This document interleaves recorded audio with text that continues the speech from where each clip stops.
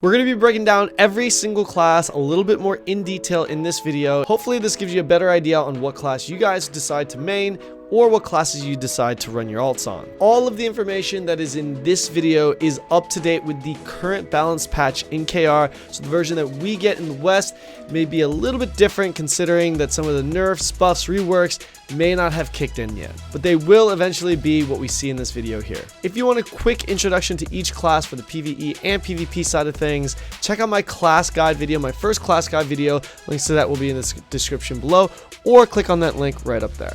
As always, I'm streaming on Twitch almost every single day, so if you need additional help or you just like to come hang out with my community and I, that's where to find me. We also have a Discord with over 5,000 people that's just super hyped for the Lost Ark launch. So again, if you need additional help, that's also a great spot because we've got so many guides posted up there that are always being updated regularly. If you find this video helpful, all I ask is for you to like and subscribe to the channel. It really helps the growth. It's completely free, so please like and subscribe. I would really appreciate it. Before beginning, there are two things that you have to understand about Lost Ark if you want to understand this video. The first thing you need to understand is that in Lost Ark there is something called engravings. Just think of engravings as traits to your character that customize the build or the playstyle of the character. Each class has two unique class engravings. You can think of these as class specs in other games.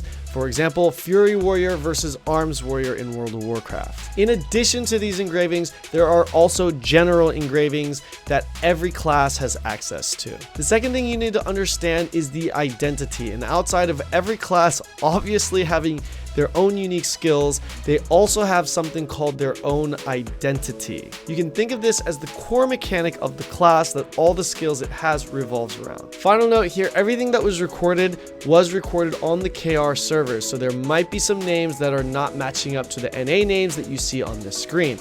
However, I am doing my best to call everything by their English names if they are available, but there will be some classes and skills, for example, that aren't translated yet that I will be forced to call by their Korean names. So keep that in mind as we move forward. All you have to do is match up the icons because the icons do not change. And with that, let's begin. Berserker's identity is pretty straightforward. They have a meter which fills up as you do damage.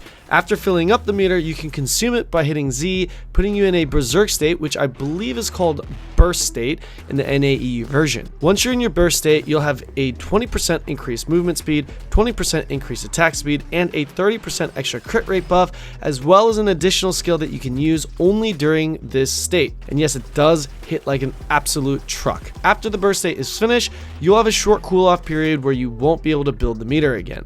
Mayhem and Berserker's Technique are the two class engravings that you can choose from. Berserker's Technique gives you an extra 50% crit damage during your burst state and removes the cool off period after you incur it. Very straightforward. Mayhem, on the other hand, has been completely reworked and is significantly different from what you tested in the beta, which was recovering your HP while hitting a foe during your burst state. Hitting multiple foes would heal you only a little more. The new version of this engraving allows you to be permanently in your burst state with increased damage, attack speed, movement speed, and reduces the damage you take up to 65%.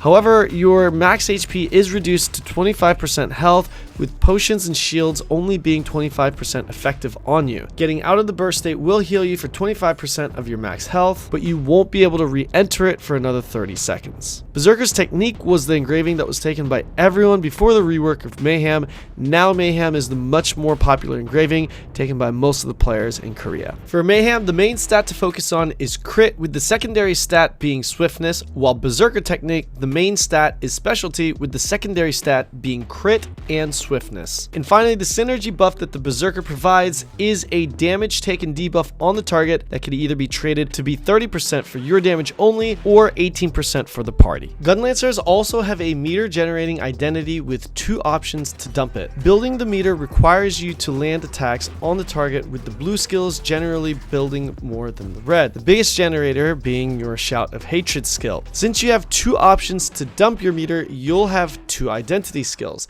The first is your defensive stance, which gives you a CC immunity plus a shield, but at the cost of movement speed. This skill can be toggled on and off. The second identity skill will have you leap to a designated place and provide damage reduction for your teammates while gaining a shield and CC immunity for yourself. Your two class engravings, Combat Readiness and Solo Knight, are usually referred to as Blue Warlord or Red Warlord. Combat Readiness or Blue Warlord is essentially the never die ignore mechanics spec. You essentially gain up to 50% more shield when in your identity stance and gain a stacking buff every time you take hits that allow you to do more damage. You soak hits, power up from it, then dish it back out. Expect to be toggling in and out of your identity stance and managing your meter. Solo Knight or the Red Warlord plays a lot like Destroyer and focuses more on burst damage. By choosing this engraving, you'll be burning through your meter twice as fast and won't be able to use your second identity skill, Shield of Battlefield, which isn't really a big deal considering it's not really used anyway. In return, you'll have an increased crit chance and damage for your red skills. In a nutshell, you taunt, burst to the head or the front, then wait for your cooldowns to come back up, which are pretty long. The split between Blue and Red Warlord is pretty even across the board, as there are more Blue Warlords in RU, but more Red Warlords in KR. Regardless, due to the different playstyles here, the stat priority for Blue Warlord is main stat specialty, with the substat being crit,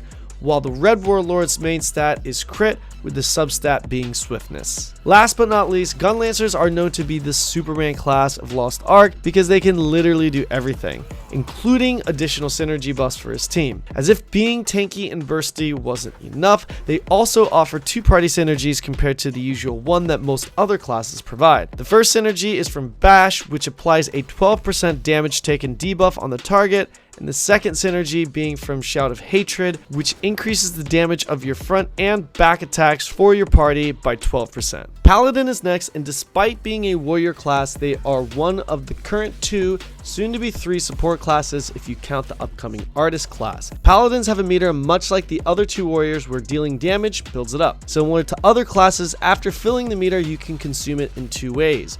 One, you could use it for an offensive buff, or two, you can use it for a defensive buff. The offensive buff increases your range and damage of your blue attacks, while your defensive buff creates a large aura around your character that provides damage reduction to your teammates. If you choose to play this class as a support class, don't expect to be sitting in the back only performing support skills.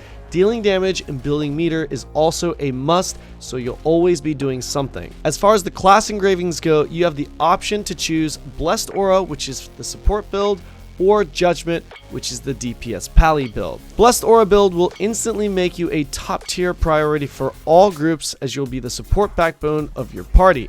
As all MMOs, the supports are always in demand. This engraving will make it so that Holy Aura, or your support identity skill, will provide extra damage reduction as well as healing your teammates for 2% for every 2.5 to 1.5 seconds depending on your level. The Judgment engraving will provide an extra 15 to 25% damage buff on all of your punishment skills or blue skills. In addition to this, you'll also gain meter twice as fast and stay in your offensive awakening stance for twice as long. From a numbers perspective, at the highest gear score values, the split between DPS and support Paladin is actually kind of even. Don't be fooled by this though, because most support players that are in the top 20 usually run with two different sets, which includes one for DPS. Those numbers would be very much factored into this leaderboard, considering they'd spend a good amount of time in those specs for progression content. If you're a die-hard DPS Paladin guy though, you can certainly complete the content and even bust people around, but just know that it requires a lot of gear to actually pull off, and even then an actual DPS class that's less geared than you would have comparable damage. Support Paladin will be focusing on both the specialty and swiftness stats, whereas the DPS Pally will focus on swiftness and crit. Synergy wise, the Paladin will provide an attack power buff for the party in addition to the other support buffs that it comes with, such as damage reduction and shields. Striker is next, and playing this class will make you feel like you're playing Ryu from Street Fighter. Currently the only male fighter class, Striker is one of the burstiest classes in the game. Strikers have almost no range outside of the gap closers they have and require you to be right next to the target, seeing as most of the hitboxes are pretty small. The identity of this class is really simple. You have a meter in the form of 3 orbs, which allows you to use your more harder hitting orb spending skills called the esoteric skills, which consume 2 orbs for using them, with the exception of Spiral Impact, aka his Hadouken skill, which only consumes 1 orb. As Striker, your 2 options in terms of class spec will be between either Death Blow or Esoteric Flurry. Death Blow grants you another orb to spend, so a total of 4, and is designed around building meter as fast as you can, then dumping it into your 2 hardest hitting skills. Each orb you fill before you spend, you get an increased damage buff, allowing you to dish out some serious burst damage. Awakening skills for all classes are supposed to be ultimates that hit the hardest with limited use. Death Blow allows your esoteric skill, Tiger Strike, to potentially hit as hard as an awakening skill every time it's off cooldown. The stat priority for this build is Specialty Crit favoring Spec. Specialty stat not only increases your damage for spender skills, but is needed to build meter as fast as you can. Death Blow needs at least 1000 spec to even be considered, so mind that fact before choosing it if you're limited to tier 1 content in your region. Since I'm a Striker main myself, I'll tell you that I'm personally going to wait until tier 3 comes out before even considering this spec. Esoteric Flurry runs you with the standard 3 orb build, and instead of giving you extra damage per orb spent, you only spend 1 orb instead of 2. This spec allows you to run more spender skills and thus focusing more on the swiftness stat, which will make your class feel faster and more fluid due to the attack speed and cooldown reductions you get from it. You'll have less burst damage here, but more sustain compared to Death Blow. It's important to know that this engraving was actually buffed in Korea recently. Pre-buff, and likely the version we get, this engraving actually penalizes you damage unless you have it maxed at level 3. In the current patch, there is no change to the damage at level 1, and increases in damage at level 3, which makes this a lot more attractive even at endgame. Death Blow is the vastly more popular spec between the two, seeing as the vast majority of Korean players are playing it.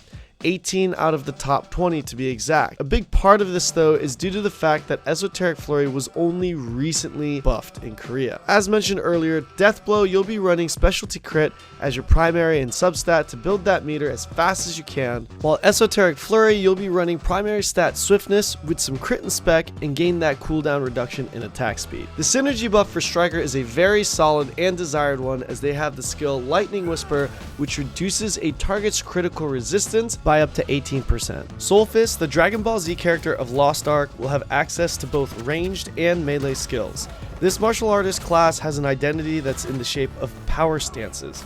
Soulfists have a power stance identity that allows it to charge up 3 times for a set duration. Each time you charge up, you'll be doing more damage, have faster attack speed, and lower cooldowns, including on your spacebar and roll skills. Once you go through all the levels, there will be a cooldown period before you can go back into your Super Saiyan mode. Soulfists also have a yellow energy bar that's consumed when using skills. This bar recovers relatively fast compared to the traditional mana bars. The Soulfist class engravings are pretty easy to understand. You'll be choosing between a pink engraving called Robust Spirit and the blue engraving called Energy Overflow. The pink engraving Robust Spirit puts you straight into your final stance. This essentially makes you alternate between your strongest and weakest stance, versus the blue engraving Energy Overflow that encourages you to use all your stances with a lot more uptime and micromanaging resources and cooldowns. This engraving also allows you to never dip below 1 energy, thus allowing you to never run out of energy to use skills. Energy Overflow can be fun for those who love to constantly mash buttons due to a damage buff that's applied when using skills with less than 30% of your total energy. Why is this the more difficult engraving, you ask? Well, Soulfists to begin with have a ton of self buffs that they apply to themselves. Managing those buffs, team synergy buffs, 3 stances while managing your cooldowns to constantly stay below 30% energy is not the easiest thing to do, especially with how challenging the PvE is in this game. Of the top 20 geared Soulfists in Korea, only 4 of them are currently using the blue engraving. I should note that the blue engraving is not particularly weaker, but it's just more difficult to pull off, which is why the majority choose the more simple pink engraving. Notice that most people that go for the blue engraving only actually take it to level 1, allowing them to take other engravings to a higher level. The stats to run here for the pink engraving would be main stat spec, substat crit, while the blue engraving would be running main stat swiftness, with crit being the substat here as well. Synergy wise, Soulfist can provide a 6% attack power buff for her party for 16 seconds with the skill Energy Release. Also known as Infighter everywhere else in the world, Scrapper is another small hitbox melee class that separates itself from the other fighters with its ability to do solid impairment and destruction damage. If you don't know what that is, it's essentially just a boss interrupting mechanic, which is actually very important overall. Speaking of boss mechanics, countering is also another important PvE mechanic that allows you to interrupt bosses as well. Scrapper happens to be one of the 2 classes out of the current 24 classes in the game that has access to 2 counterattack skills, one of which is on a very low cooldown, furthering its value in PvE. Its kit is quite unique as its identity plays around 2 different meters that directly affect each other. You'll have a yellow and green meter as well as yellow and green skills. If you use your yellow skills, you consume your yellow meter, which boosts your green meter, and vice versa with the green skills. The 2 class engravings a Scrapper can choose is Taijutsu, which is also known as the yellow skill engraving, or Shock Training, which is also known as the green skill engraving. The Taijutsu engraving is much more spammy and much more mobile between the 2 engravings. Your stamina energy, or your meter, will recover significantly faster, and while your skills do more damage, your green skills will do 30% less. You'll be running 1 to 2 green skills while the rest of your skills will be yellow. Burn your yellow skills and dump your green meter when it's full via green skills. Pretty straightforward. Shock Training is the engraving that focuses on the green skills by increasing its damage as well as green meter gain. While the green meter recovery isn't even close to the regen rate of Taijutsu's yellow meter recovery, it's still nice to have, but will require you to have some yellow skills in your kit to build that green meter. The concept is pretty simple here, as you'll just build meter, then burn it using the green skills. One of the notable downsides, however, is that some of the green skills have longer animations, which make it a little bit more challenging considering how fast paced and mobile a lot of the bosses and fights are. As far as the meta goes, in KR, the Scrapper class engravings are pretty evenly played, so meta slaves don't need to panic here.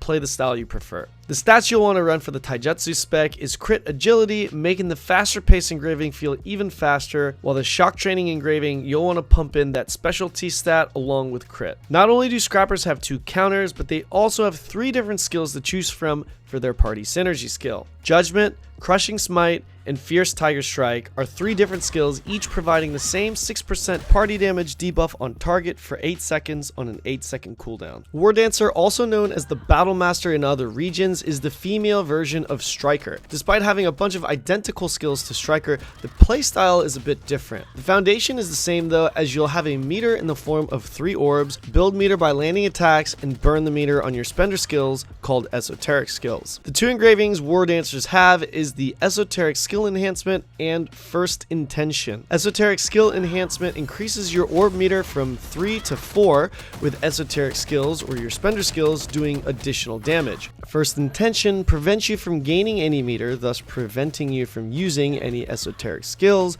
but in return dealing additional damage on your non-esoteric skills. Really not much to explain for both specs here, as Wardancer is known to be an easy to play class that's really straightforward. As far as the KR rankings go, esoteric skill enhancement would be considered the more popular spec, but as you can see here, there are still plenty of players running first intention. As for the specs with esoteric skill enhancement, you'll be running main stat agility with specialty as the substat, while first intention you'll be running crit as your substat, with agility still being your main stat. Wardancers can provide a few buffs for their team, such as attack speed and movement speed. Their team synergy skill is the same as Striker though, lowering the target's critical resistance by up to 18%. Deadeye, more commonly known as Devil Hunter in the East, is a tri-wielding gunner that carries pistols, a shotgun, and rifle to deal his damage. The identity of this class is actually just having the ability to swap between the 3 weapons, giving you a new skill set for each gun. Devil Hunters, along with their female counterpart, Gunslinger, have the ability to use a total of 16 skills compared to the usual 8. As a Deadeye, your 2 engraving specs are Enhanced Weapon and Pistolier. Enhanced Weapon, which is the widely more popular popular engraving will increase your crit rate when changing stances. Despite being more popular and confirmed to be able to deal more damage than the Pistolier engraving during this patch, it's also much more difficult to play. Despite being a ranged class that has 3 weapons, you'll actually only be using 2 to deal damage,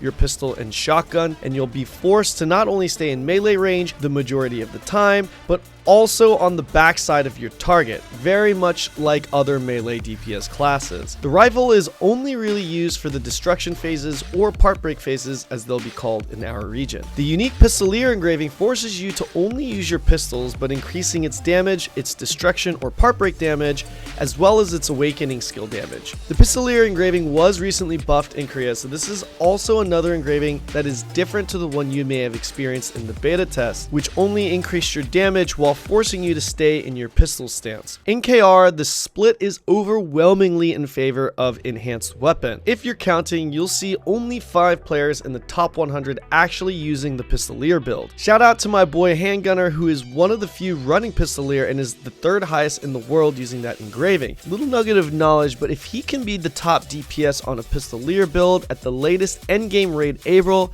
then you should have no issues running this build if you want to run them dualies. Don't be a meta slave. If your inner pistols are calling, run them. As for the stats, the enhanced weapon build will be prioritizing specialty swiftness, while the Pistolier build will focus on specialty crit. Synergy wise, Deadeyes have access to 2 of the same buffs or debuffs from the skills Spiral Tracker and Grenade, which provide a 10% crit resistance debuff on the target. Pistoliers will usually run Grenade, while enhanced weapon users can use both. Known as the Hawkeye in the other regions, Sharpshooter is your bow-wielding class that utilizes both ranged and melee attacks. Like most other classes, Sharpshooters will have a meter-generating identity. When filling up your meter, you'll be able to summon a hawk that you can use to attack your enemies. While you have your hawk out, you'll be burning through your meter slowly and have access to an additional ranged attack skill on short cooldown, or be able to sacrifice your hawk and your remaining meter on a single powerful attack. Your options when it comes to your class engravings will be between Loyal Companion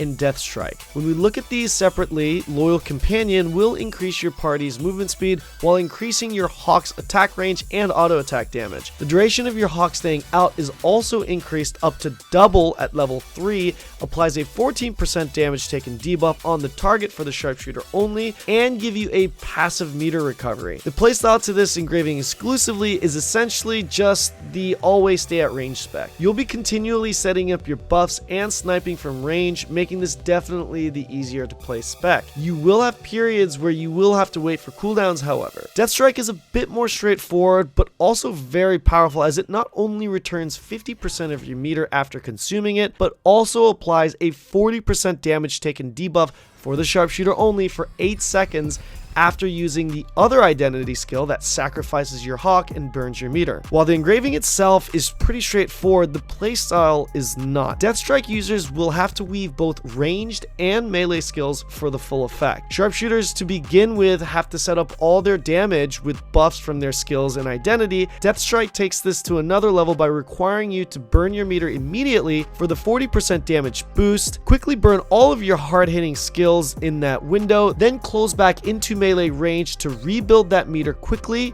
then back to ranged, rinse and repeat. This can feel much faster paced and requires a lot more skill to pull off effectively. This, however, is definitely the higher damaging engraving when pulled off correctly. Sharpshooters are one of the rare classes that can actually take both class engravings. In fact, after the buffs it received in Korea, the absolute best in slot build right now as far as damage goes is to take both engravings to level 3. However, a lot of time and a full commitment is required to be able to achieve a viable setup for it.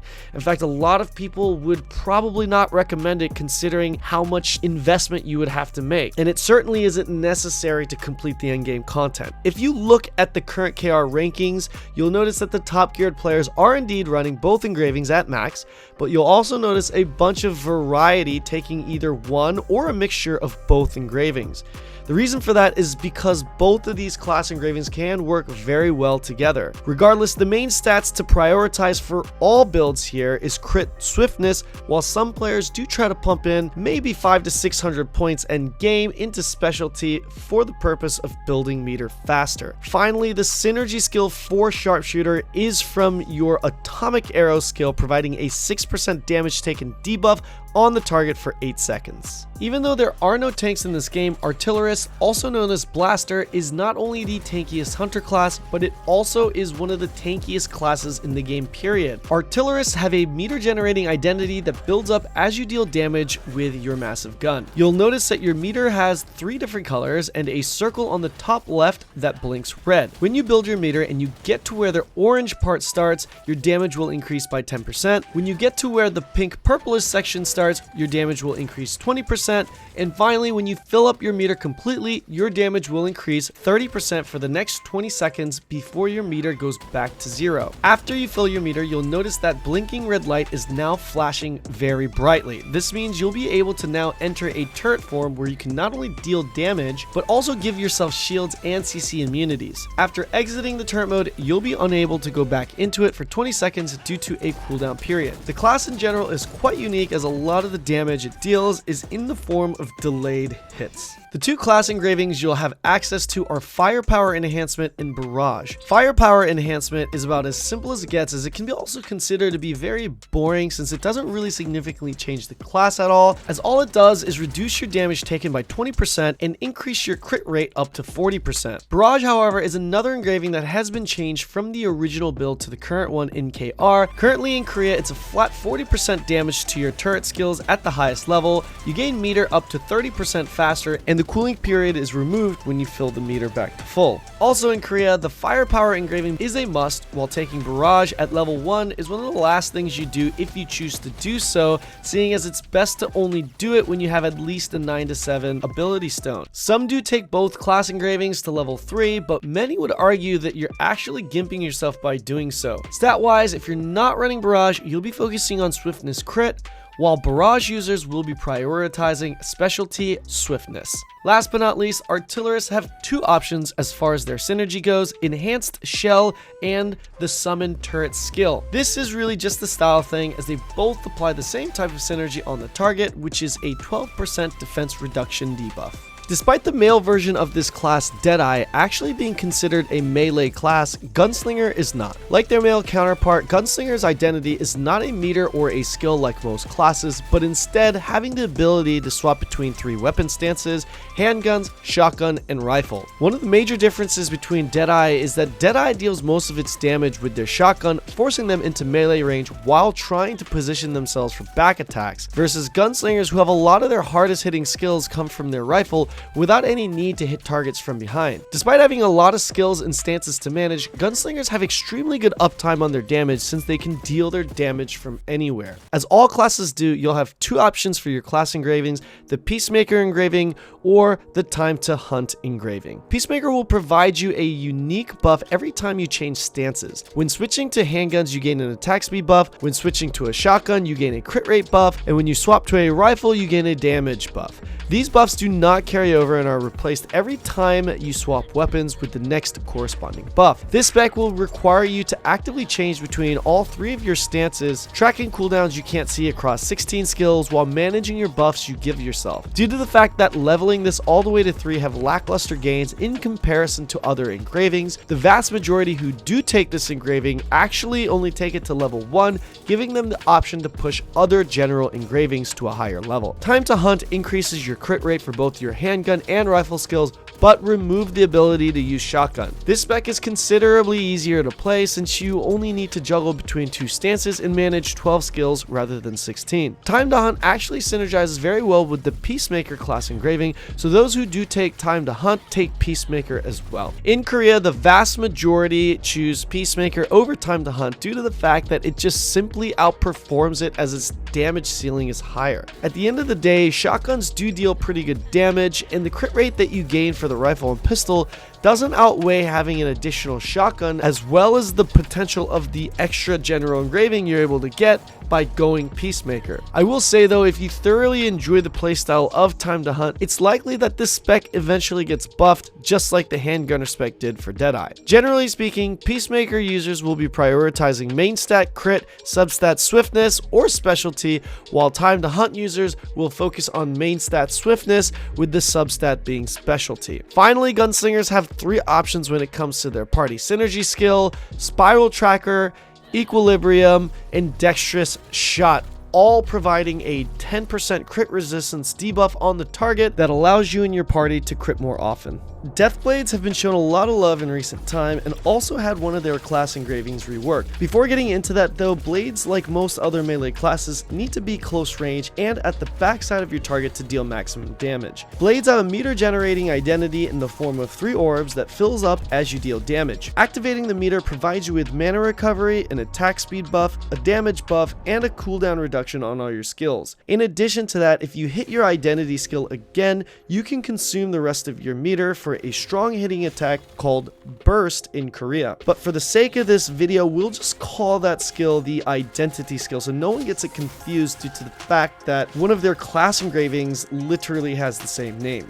Speaking of which, Deathblade's 2 class engravings are called Remaining Energy and Burst. The Burst engraving was reworked recently in Korea and is very much different from the version we had during the beta test. Remaining Energy is the first engraving that we're going to talk about, and it can be seen as the high uptime, sustained damage focused build that will have you just constantly rotating skills non-stop. You'll have fantastic DPS, but you'll lack in the burst damage department. Essentially, you'll build your meter as fast as you can, and upon doing so, you'll activate it at max gauge, then use your identity skill to dump the meter and repeat the process. This engraving gives you a damage buff upon activating your identity, then another one for dumping it. This damage buff will allow you to deal a lot more damage on your regular skills as you rebuild the meter to dump it again using the identity skill for the buffs. Burst is the other class engraving, and much like its name, it most certainly is the burst damage spec of Blade. The new version of the skill sets up a unique play style as it revolves around building and consuming stacks. After building your meter, you'll be able to activate it to be in your identity stance, at which point you'll use as many abilities as you can until your meter depletes to build burst enhancement stacks to a maximum of 20 stacks. Name of the stack subject to change, of course. When you reach the max amount of stacks, or before your meter is about to run out,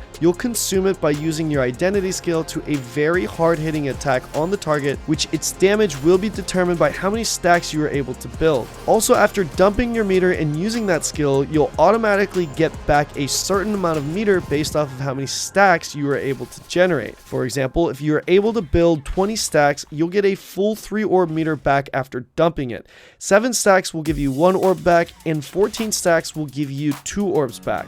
Also note that stacks are determined by hits, not damage, and there is about a 0.7 second cooldown between each stack. In Korea, Remaining Energy is hands down the more popular engraving to play. While in most instances this means that it deals more damage, but in the case of Blade, the burst engraving actually has the potential to do more damage than Remaining Energy. But that's only under the assumption that the player lands everything perfectly, constantly, which isn't realistically possible considering how difficult and random the boss fights are in this game. Regardless, both specs will be running main stat spec followed by crit, as both specs require you to build that meter as fast as possible. Spin Cutter is known to be the main synergy skill for Blade, which applies a flat damage plus a back attack damage debuff on the target for her party members, while also having access to a key skill called Maelstrom, which provides a movement and attack speed buff for her party. Despite being a hybrid range class for PvP, Shadowhunters are most certainly a melee class for PvE.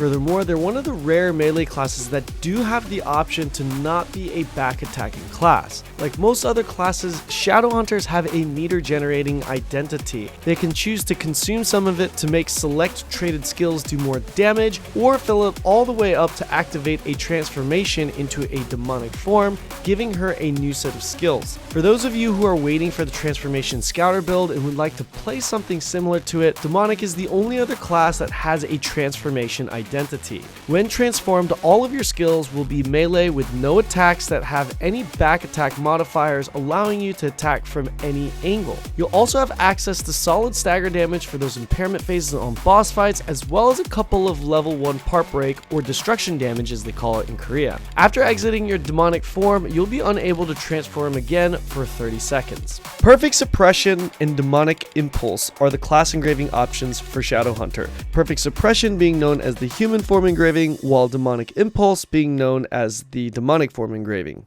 Perfect Suppression is about as straightforward as it gets. Your skills do 20 to 30% more damage while gaining meter 50% faster, but you lose the ability to transform. If you're wondering what's the point in building meter if I can't transform, the answer to that is that there are regular skills that consume parts of your meter that does increase damage when doing so. When it comes to Demonic Impulse, outside of the crit rate buff you get on your transformation skills, this engraving removes the 30-second period you have to wait before being able to rebuild your meter again, as well as resetting all your cooldowns when coming back into form. In Korea, the use of both engravings are pretty evenly split. From a performance perspective, you can just see it as both of these engravings doing pretty similar damage. Technically, Perfect Suppression does have the higher ceiling in terms of damage, but it's also much more difficult to execute compared to Demonic Impulse. Stat-wise, if you go human form engraving, you'll be prioritizing swiftness crit, with most prioritizing swiftness, while the demon form engraving will have you focus on main stat specialty, substat crit.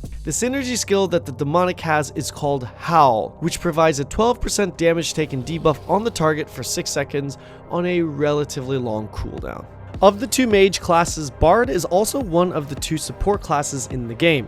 For those of you who prefer to play a female support, look no further. Bards would be considered a ranged support in Lost Ark that has a meter generating identity like most other classes. The harp-shaped meter may look a little confusing at first, but it works the same way as every other meter does. Deal damage, build meter. You'll notice that the meter has 3 gauges to it. Each gauge will distinguish how strong your meter dump skill will be. You may choose to dump your meter on a very nice attack buff for you and your team, or use it for a very nice healing field that replenishes health for teammates that are standing in it. I should note that this is the only actual heal the Bard has. Like Paladin, Bards have a support and DPS class engraving to choose from: Desperate Salvation and True Courage. Desperate Salvation is the support engraving that provides a nice burst heal for your party members that are in the area of your identity healing field when it expires. True Courage is a very straightforward engraving that boosts your damage and crit rate. In regards to the DPS spec and build, I want to mention a few things here that may help you better understand the vibe and expectation of one. Like Paladin, DPS Bards can certainly dish out damage to the point where they can even bust or carry groups through content.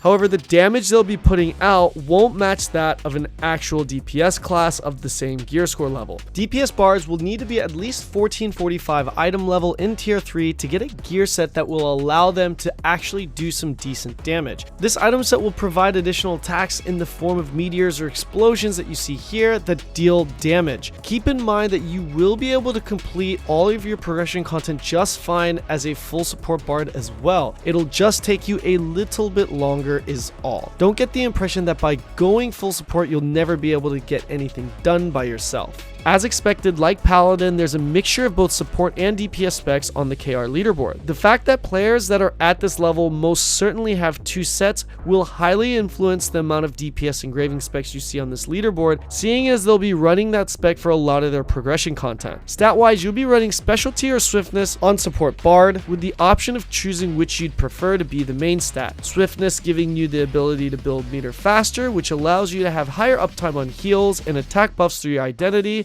while swiftness will give you more uptime on your base skills by lowering the cooldowns. DPS Bard will be running main stat spec or crit, with the substat always being swiftness. Outside of being able to provide almost every buff that this game has to offer outside of various class synergy skills, of course, Sonic Vibration and Heavenly Tune would be considered to be your offensive synergy contribution, which provides a nice attack damage bonus for your party. These 2 buffs do not stack. Rounding out our final class, we have the Sorceress. She's a ranged damage dealer and the only real DPS mage class at launch. Sorcs have a meter generating identity that can be consumed gradually by using magic discharge, or magic release as it'll be called in the West, which provides a ton of buffs including faster cast times, cooldown reduction, more damage, as well as part break and stagger damage buffs. The other option to dump your meter is by using the teleport skill, which will blink you to where your mouse cursor is located up to 15 meters. The two class engravings you can choose from will be between Ignite or Reflux. Ignite is the burstier of the two engravings, as the playstyle revolves around building meter as fast as you can and always consuming it via magic release. The Ignite engraving will allow your magic release identity buff to give you a huge crit rate and crit damage buff, as well as reducing your cooldowns on the skills you've already burned. Use as many skills as possible outside of your awakening skill during this window,